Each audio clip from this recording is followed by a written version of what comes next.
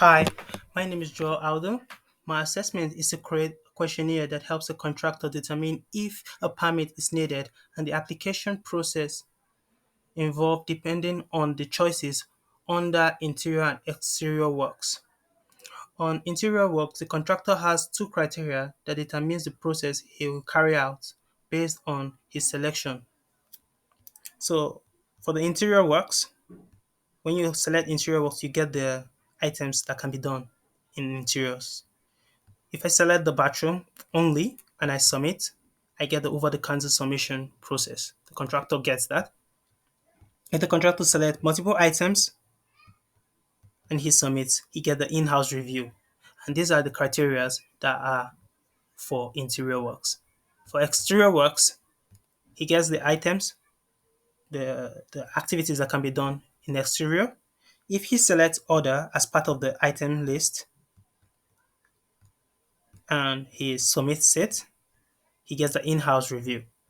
If order is not part of that list and he submits, he gets the over-the-counter submission process.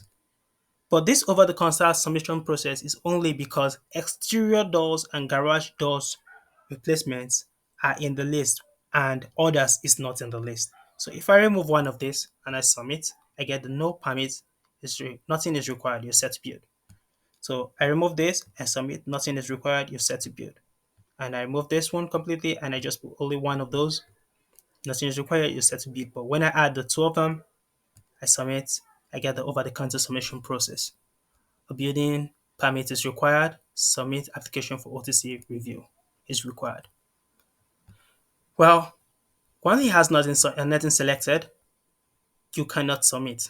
Thus, you cannot proceed. So you have to select something. So I did this using nextjs and I'll go through the code. So the first variable we have here is submitted and it can be set with its set form submitted and it takes in a boolean. So it's set to false and while it's in false, we have the form being displayed. If it is true, we have the result of the form of the inputs which we have entered being displayed. So the next variable is work. Work holds the type of works, the list of works that are available. And you can see interior works and its activities and also exterior works and its activities. So that's that one.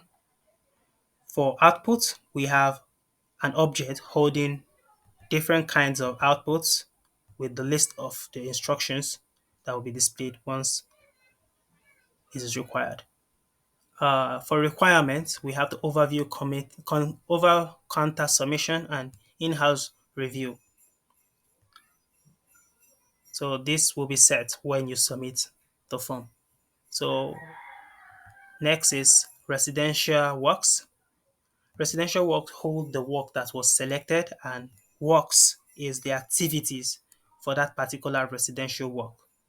Now, once you submit, we check if your residential work selected is interior work, and then we test if the length of the work is 1 and that word selected is bathroom remodel. If it is true, we set over the counter submission to true, and if it's false, which is the inverse which you're doing here, we set it to false. So in this scenario, only one of these can be set to true.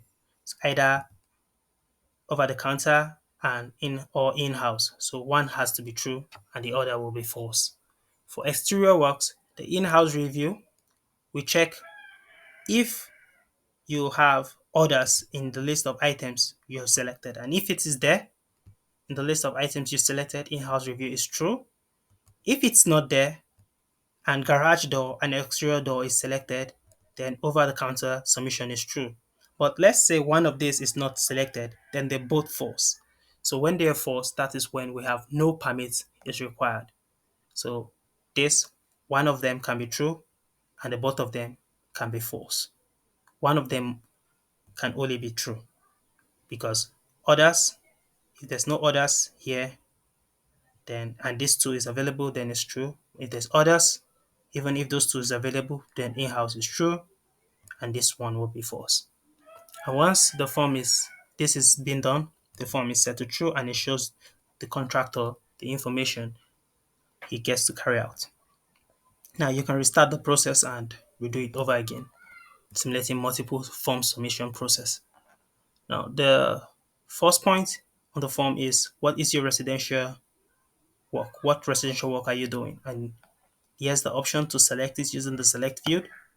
And then once you select it, based on it, we get the activities from the work variable, which was defined here. So that activity is passed into the multi-select, and you can then select those items. Double clicking on them, clicking on it on the second time will unselect it. So once it's selected, if you click on it, you can unselect it. And there you have it for this aspect. When you submitted the form, you get this part of the code, and this shows when the requirement over counter is true, it shows the over the counter submission process. If in-house is true, we have the in-house process, and when they are both false, we have the no permit. And based on that, also we display the list of instructions that the contractor gets to carry out. There you have it, guys. That's my assessment. Thank you.